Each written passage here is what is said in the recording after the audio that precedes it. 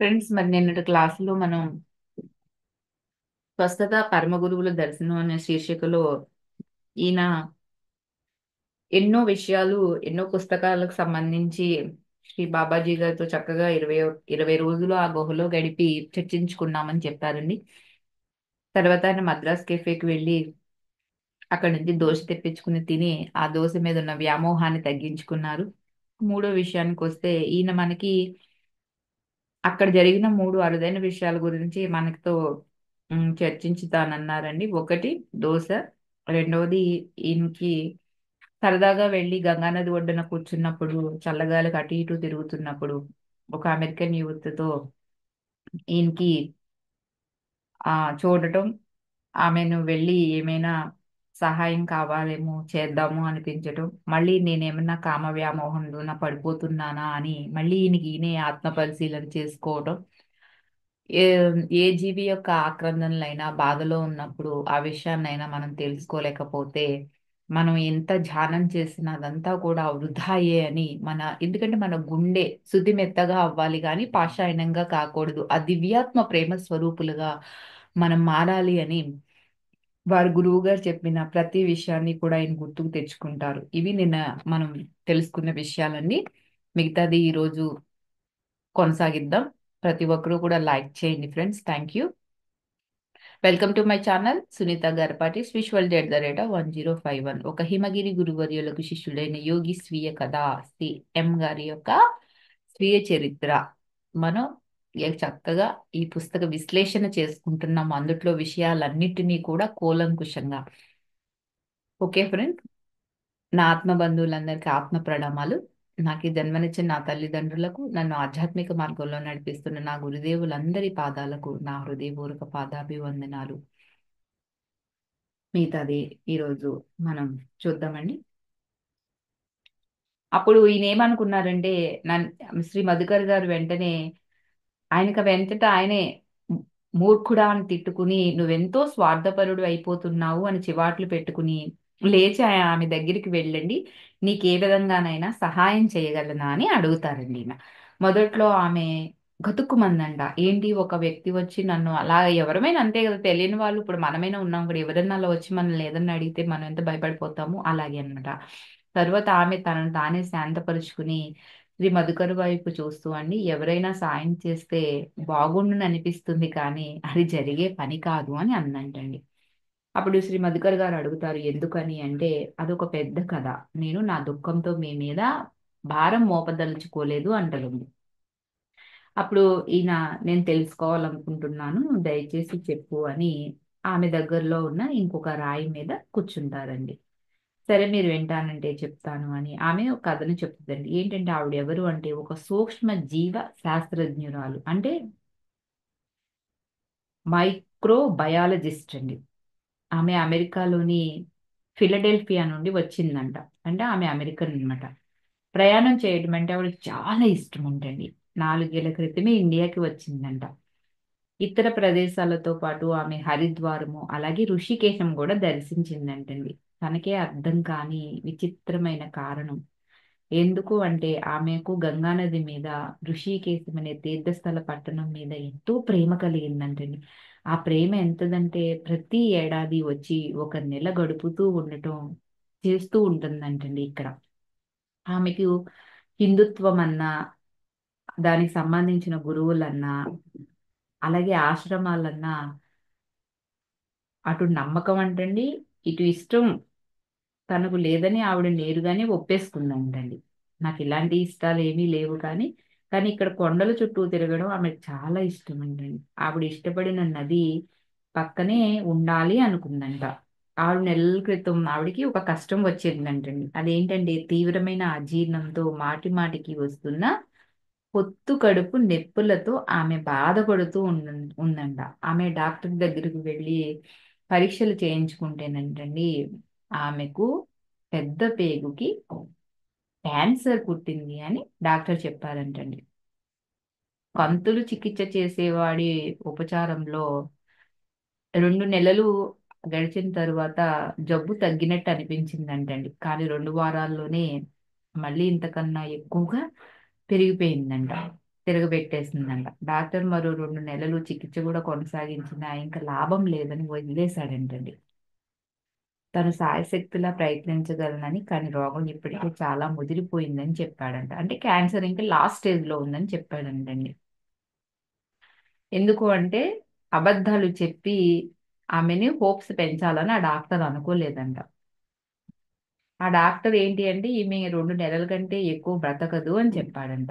నొప్పిని తగ్గించుకోవటానికి బాధ నివారణాలైన మందులు తీసుకుంటూ ఉండటం ఒక్కటే ఆమె చేయగలిగింది అని ఆ డాక్టర్ గారు చెప్పారంట. ఆవిడ పొట్టలో ఏం తిన్నా కూడా ఇంకా ఏ ఆహారం నిలవదంటండి. ఆమె తీసుకునే ద్రవాలు కూడా ఏమైనా లిక్విడ్స్ తీసుకున్నా కూడా అవన్నీ వాంతుల్లో పోతున్నాయంట.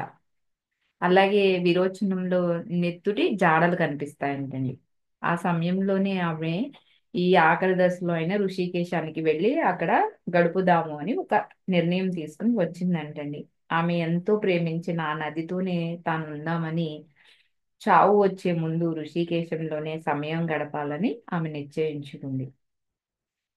తన శరీరం ఏమవుతుంది? రోగంతో నాశనం అయిపోతుంది. కానీ హృదయము ఆత్మ మాత్రం నది యొక్క శీతల జలాలతో ఉపశమనాన్ని పొందంటండి. ఋషికేశంలో ప్రశాంతత పొందుతాయని ఆవిడ భావించిందంట. ఆమెకు ఒక అన్న, తల్లి, మిత్రులందరూ కూడా ఈ నిర్ణయం చెప్పగానే ఒక పిచ్చిదానిలాగా చూసారంటండి. కానీ ఆవిడ మాత్రం ఆవిడ ఏ నిర్ణయం అయితే నిర్ణయించుకుంది ఆ నిర్ణయానికే కట్టుబడి టికెట్ ఒకటి కొనుక్కుని టూరిస్ట్ వీసా తీసుకుని ఋషికేశానికి వచ్చేసిందండి. అప్పటికే ఆమెకు వచ్చి ఉజ్జాయింపుగా 2 వారాలు అయిందంట. ఇంకా రోగం ముదురుతూ ఉంది. ఎలాంటి పరిస్థితి అంటే మంచినీళ్ళు కూడా కడుపులో ఉంచుకోలేకపోతుందంటండి. తాను ఇంకా ఎన్నాళ్ళో ఉన్నదని ఆమె భావించిందంట. ఆవిడ చనిపోతే నేను వాళ్ళ అన్నకు ఆ వార్త తెలియచేసి పెడతావా అని శ్రీ మధుకర గారిని అడిగిందంటండి. ఆమె అక్కడ దగ్గరలో ఉన్న ఒక స్వర్గాశ్రమంలో ఉంటుందంట. ఆవిడతో పాటు ఆవిడ ఆశ్రమానికి వెళ్తే తన అన్నగారి టెలిఫోన్ నంబర్ ఇస్తానని ఆవిడ చెప్పిందండి.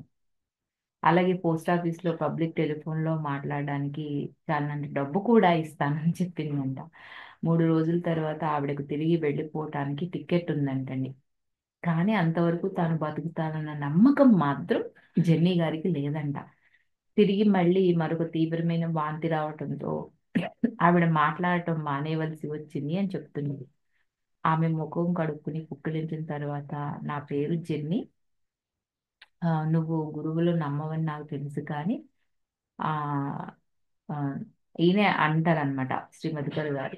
జెన్నీ నువ్వు గురువులను నమ్మవని నాకు తెలుసు కానీ దయచేసి వచ్చి మా గురువులను చూడు. ఆయన చాలా కూడా విభిన్నుడు. ఏం జరుగుతుందో నాకైతే తెలియదు కానీ ఆయన దీవెనలు మాత్రం నీకు ఏదో విధంగా మేలు చేస్తాయి. నా మాట నమ్ము ప్లీజ్ అని అర్థిస్తారండి.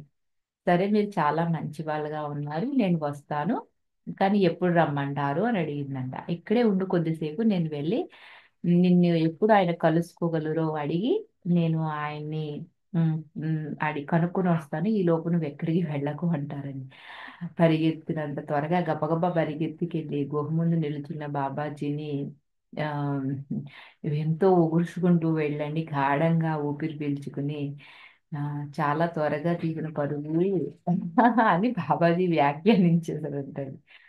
అంటే బాబాజీ గారికి అన్నీ తెలుసు కదా. బాబాజీ అక్కడ ఒక అమెరికన్ యువతి ఉంది, నేను మీ దగ్గరకు తీసుకువద్దాం అనుకుంటున్నాను అని ఈయన హఠాత్తుగా ఈయన మాటలు వెళ్ళగక్కుతారు. ఓహో ఇప్పుడు యోగి ఒక అమెరికన్ యువతిని చూశాడా? నేను ఎప్పుడు ఇంతకు ముందు అలా చెయ్యలేదు కానీ ఇప్పుడు మాత్రం ఆయన మాటకు అడ్డు వస్తూ అది కాదు బాబాజీ, నేను కాదు కాదు ఆమె చాలా జబ్బుగా ఉంది అని ఈయన అంటారండి. ఆమెను ఒక డాక్టర్ దగ్గరికి తీసుకువెళ్ళు, లేదంటే డివైన్ లైఫ్ సొసైటీలో ఒక ఆసుపత్రి ఉంది. నేనేమి డాక్టర్ని కాదు కదా, ఏది ఎలా ఉన్నా నేను ఇప్పుడు ఒక అమెరికన్ అమ్మాయిని చూడదలుచుకోలేదు అని చెప్తారు. కానీ శ్రీ మధుకర్ గారు కళ్ళల్లో నీళ్లు పెట్టేసుకుంటూ బాబాజీ అని బాబాజీ గారిని ప్రార్థించారండి. మీరు ఆమె పట్ల ఇంత కఠినంగా ఉండవద్దు. ఆమె మీకు మీ ఆశీస్సులు చాలా అవసరం. మీరు ఆమెతో మాట్లాడక్కర్లేదు. మీ పవిత్ర దృక్కులు ఆవిడ మీద పడితే చాలు అంటున్నారు. అంటే మీ యొక్క పవిత్రమైన చూపులు ఆవిడ మీద పడితే చాలు. ప్లీజ్ బాబాజీ రండి రండి, మీరు ఆవిడని కలవాలి అని శ్రీ మధుకర్ గారు ఎంతో ప్రేమతో వినయంతో వాళ్ళ గురువు గారిని బతిమాలుకుంటున్నారండి. ప్రేమగా బాబాజీ గారు ఈయన యొక్క భుజాల మీద చేతులు వేసి నవ్వుతూ, అబ్బాయి నిన్ను ఊరికి నేను పరీక్షిస్తున్నానులే, తప్పకుండా ఆ అమ్మాయిని చూస్తాను, ఆవిడని పైకి తీసుకురా, లేకపోతే నన్నే రమ్మంటావా అక్కడికి అని ఆయన అడుగుతారండి. అక్కర్లేదండి, నేనే ఆమెను తీసుకొస్తాను అని అంటూ బాణం లాగా దూసుకెళ్ళిపోయాడండి. ఆయనకి ధన్యవాదాలు చెప్పడం కూడా మర్చిపోయి నేను వెళ్ళిపోయాను, ఎందుకంటే ఆమె నా కోసం అప్పటికే నిరీక్షిస్తూ ఉంది కదా అని ఇక్కడ మనకి ఆ మధుకర్ గారు ఆ, చెప్తున్నారన్నమాట. ఇన్-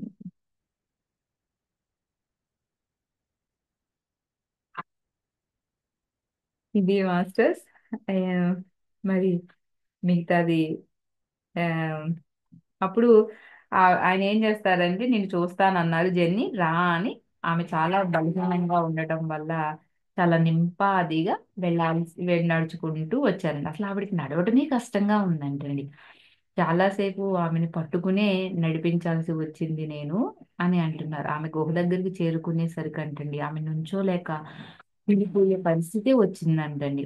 ఆమెకు నా కమండలంలో నీళ్ళు ఇయ్యి దగ్గు మీద కూర్చోబెట్టు అని బాబాజీ గారు హిందీలో అన్నారంట. ఇది ఫ్రెండ్స్, మిగతాది రేపటి క్లాస్లో తెలుసుకుందామండి. అప్పటి వరకు అందరికీ కూడా ధన్యవాదాలు. Thank you for watching.